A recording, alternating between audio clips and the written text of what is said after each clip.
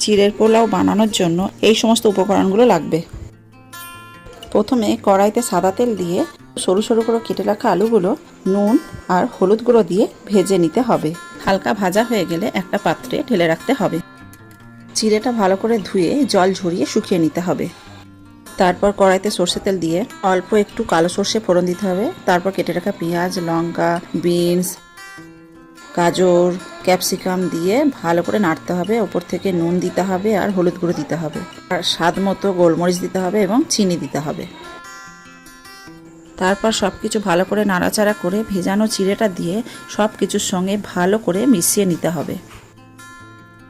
এরপর ভেজে রাখা আলুটা দিয়ে চিড়েটার সঙ্গে ভালো করে মিশিয়ে নিতে হবে। ওপর থেকে বাদাম দিতে হবে। তারপর গরম গরম পরিবেশন করুন, খেতে অসাধারণ লাগে।